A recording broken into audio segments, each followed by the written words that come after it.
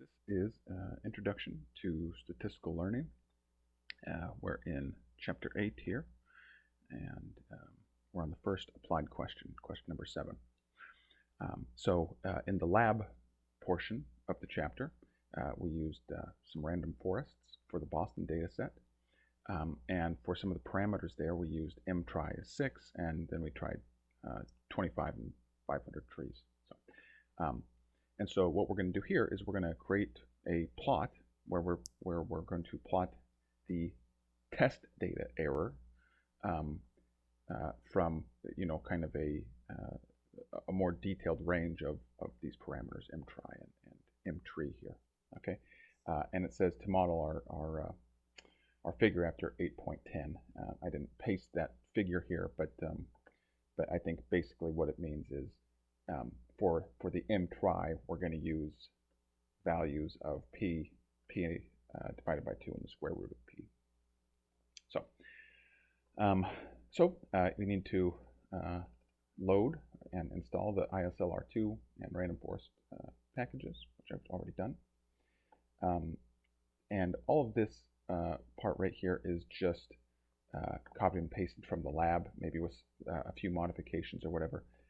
But we'll run that. So first thing that we're doing is we're just creating an index over the data, and then we're defining our data set as not the training index. And in this first random forest that we run, we use 25 trees,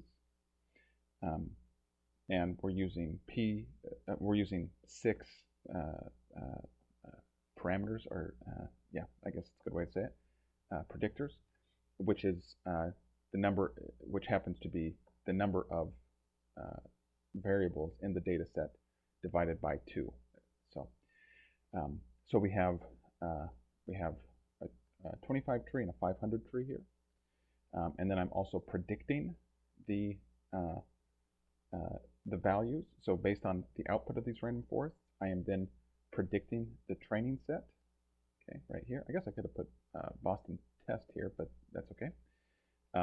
So we run that, and we have our output saved for us. And then I'm going to plot the predictions for the 25 tree and 500 tree versions minus the actual value from the data set. Okay, so that's what we have here. All right. So that's not exactly what we're supposed to do. We're supposed to try a bunch of different values for mtry and ntree. I was just maybe going through the logic on an example that maybe you've already seen. Oh, I guess I also sum up the errors right here. So there you go. Okay. So we kind of want to do something like put that into a, well, we're not going to do a for loop, but we want to test a bunch of values for ntree and for p here. Okay. So here I'm just dividing up the data set once again. Oh, that is interesting. I think that I wanted this. We'll see what happens here. So I'm just making x train and x test, y train, y test data once again. Okay. Just because that way we don't have to run a for loop. We can just put these arguments into the random forest command, and it will give us the test error. So we're doing it for p, which is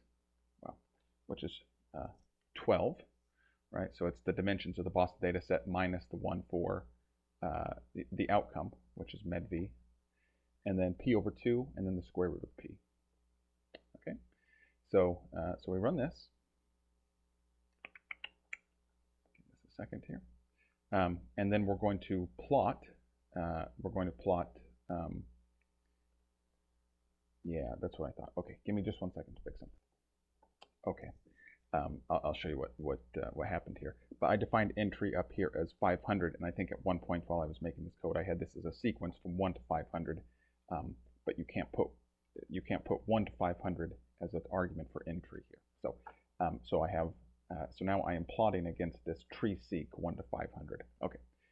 So I'm going to plot the test error from each of our random forest models here against tree seq 1 to 500 trees, and then we'll see what that looks like. Just zoom in here. Okay, so here we have it. So the black line is m equals p. So the number of predictors being, the full data set here. The full data set, right? And this is test error, remember, so there's going to be more likely to be overfitting as we add more parameters.